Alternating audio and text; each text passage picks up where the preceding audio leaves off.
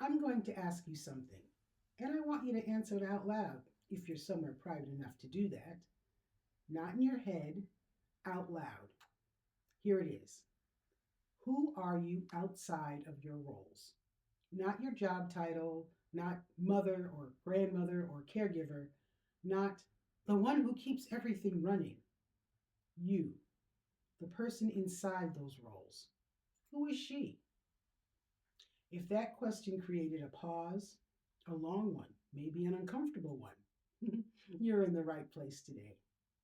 Because that pause, that's not a flaw, that's a symptom, and it has a name. In psychology, we call it identity fusion, the point at which a person's sense of self has become so completely merged with their roles that they can no longer clearly distinguish between who they are and what they do. It happens gradually, almost invisibly, and it is extraordinarily common among high achieving, deeply caring women. Here's how it typically unfolds. Early in adulthood, most of us have a fairly clear sense of ourselves beyond our responsibilities. We have hobbies we pursue for pure joy, opinions that feel genuinely ours, dreams that exist independently of anyone else's needs or expectations, friendships built around who we are rather than what we do. Then life happens. Career demands, children, aging parents, community obligations, the slow, relentless press of being needed by everyone, everywhere, for everything. And because women are still disproportionately socialized to derive their worth from their usefulness to others, from their capacity to give, to manage, to hold things together, we tend to respond to this pressure by going further in, by becoming more role, less self. At first, it feels like devotion, like strength, like the right thing to do. Later, often much later, it feels like emptiness. One woman I worked with told me, I've been so focused on showing up for everyone else that I have absolutely no idea what I want for myself anymore. And the scariest part is I'm not even sure I know how to find out. I have heard some version of that sentiment from countless women.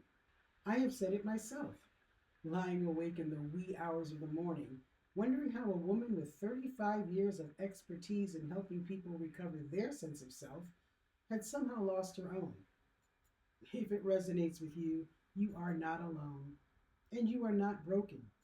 You are simply a person who gave generously, faithfully, magnificently for a very long time. And now you are standing at the edge of asking, what about me? So, what does identity fusion look like? Here are 7 signs. Do any of these sound familiar? Number one, when someone asks you what you enjoy doing for yourself, you genuinely struggle to answer, or your answers all involve other people. Number two, your sense of your own worth rises and falls almost entirely based on how well you're performing your roles. Number three, you feel a vague or not so vague sense of emptiness, even in moments that look like success from the outside. Number four, when a role shifts or ends, children leave home, career changes, relationship changes, you feel a disorientation that goes deeper than circumstance, like the floor dropped out. Number five, you find it genuinely difficult to rest without simultaneously doing something useful. Rest that is purely for yourself feels foreign, even vaguely wrong. Number six, your opinions, preferences, and desires have quietly adapted over the years to match what others in your life need for you, and you're not entirely sure which ones are actually yours. And number seven, the question, what do I want? Provokes anxiety, blankness, or the immediate deflection of, it doesn't matter what I want. What matters is what everyone else needs. Can you relate to 3 or more of these? Identity fusion is likely at work, not as a diagnosis, as an explanation, a compassionate one. Here is what I want you to understand about roles. They are real, they matter. They are often beautiful, meaningful expressions of love and commitment. Being a devoted mother, a skilled professional, a reliable friend, these are not small things. But a role is something you do, a self is someone you are. And a self that exists only as a constellation of roles has no stable ground to stand on when those roles shift, which they always eventually do. Children grow up, careers end or transform, relationships change. And if your identity was entirely housed in those structures, their shifting leaves you with a terrifying question. Now that I'm not needed in the way I used to be, who am I? That question is not a crisis, though it often feels like one. It is an invitation. It is the exact moment when the self you've been carrying underneath all the roles, patient, quiet, waiting, finally gets some room to breathe. The work is learning to find her again, to remember what she loves, to ask her what she thinks, what she wants, what she believes, to let her answer slowly, without pressure, without judgment. She is still there. She has always been there. She has been waiting faithfully for exactly this. The question is, how do I find her again? Here are three things to ask yourself. I recommend you take the time to ponder each one and journal your reactions and responses. This is not a checklist, it is an opening. Consider each one at a time, over days or weeks if needed. Write freely, no editing, no self correction. Number one, what did I love doing before the world told me I was too busy for it?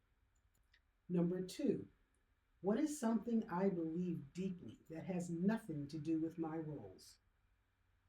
And number three, if no one needed anything from me for one whole day, what would I actually want to do with it? Let the answers be small and humble if they need to be. A walk in a specific park, a book genre you used to love, a skill you abandoned, a kind of silence you miss.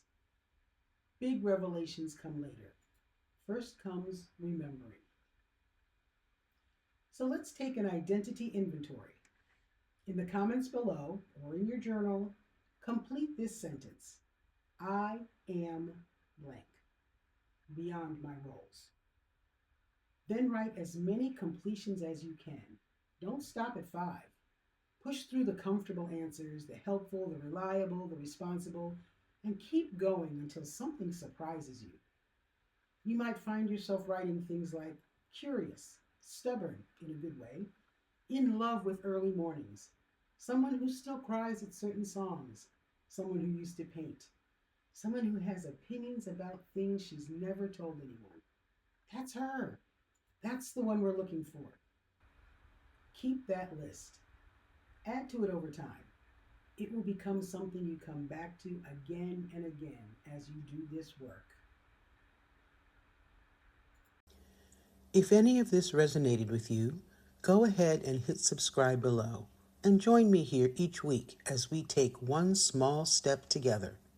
That's all it takes.